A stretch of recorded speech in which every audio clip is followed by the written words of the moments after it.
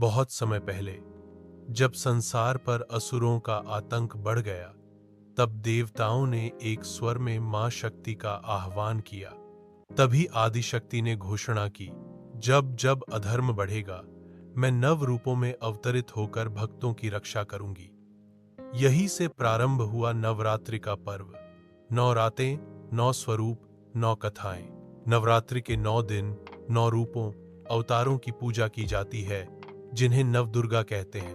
दैनिक पूजा विधि यहाँ एक सामान्य सर्वमान्य विधि दी है, जिसे आप अपनी परंपरा या विविध रीति रिवाजों के अनुसार थोड़ा बहुत बदल सकते हैं। सुबह जल्दी उठकर स्नान करें और शुद्ध वस्त्र धारण करें।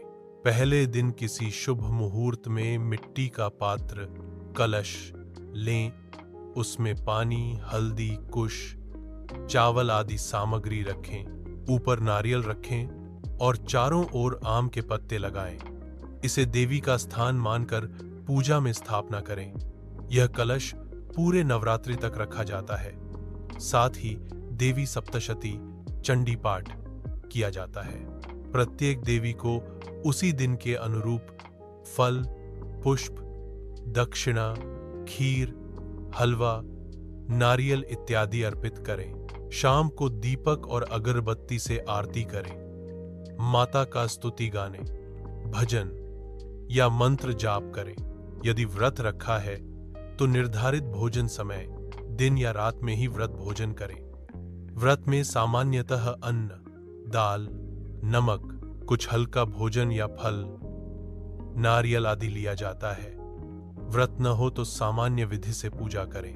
व्रत रखने के लाभ: मान्यता मन और चित्त को नियंत्रित करेगा, आत्मनियंत्रण बढ़ाएगा, भक्त को मानसिक शांति, दृढ़ता और आध्यात्मिक लाभ मिलता है।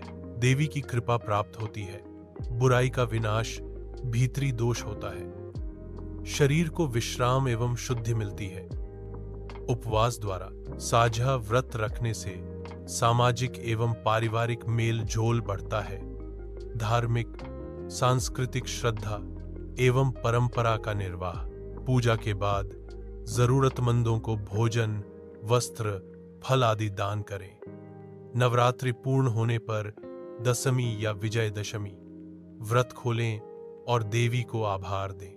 नवरात्रि के 9 दिन 9 रूपों, अवतारों की पूजा की जाती है, जिन्हें नवदुर्गा कहते हैं।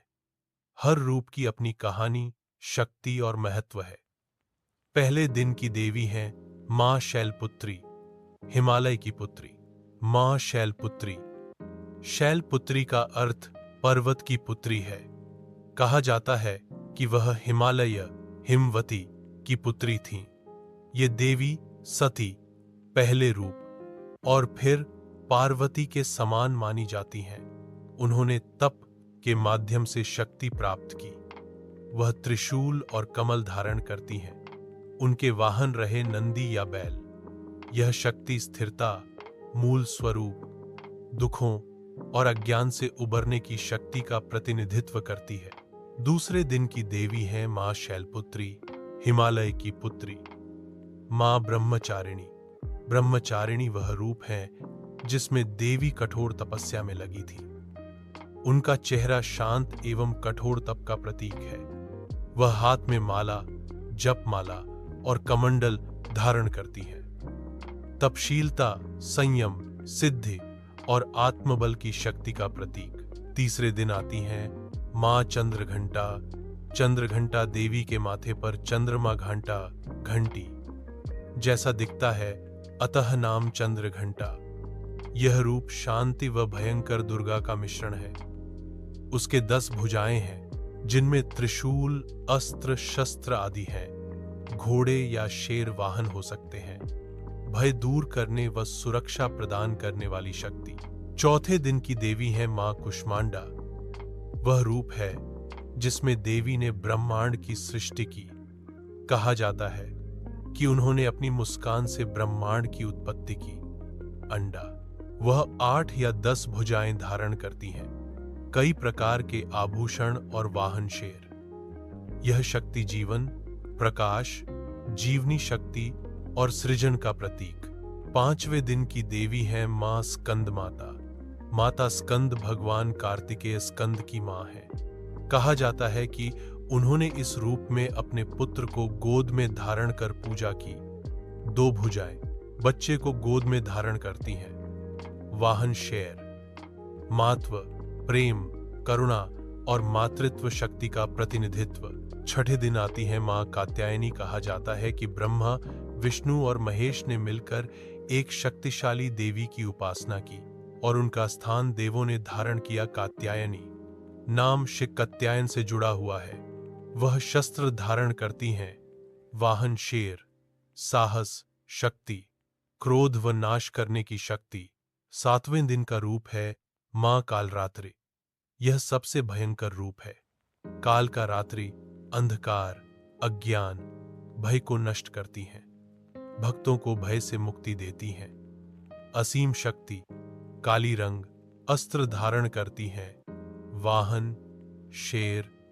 भय, अज्ञान और राक्षसी शक्तियों का विनाश।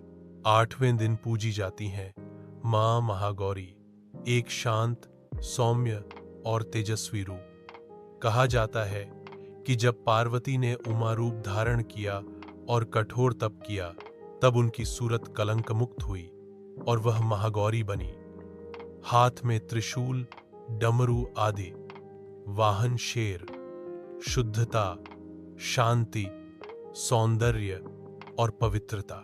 नवमी के दिन आती हैं मां सिद्धिदात्री। यह वह रूप है जो सिद्धियां देने वाली है। भक्त को पूजा के बाद तमाम सिद्धियां प्राप्त होती हैं। विभिन्न अष्टभुजाएं। अक्षय शक्ति। वाहन शेर। समस्त सिद्धियां, मोक्ष, पूर्णता यह अंतिम चरण है।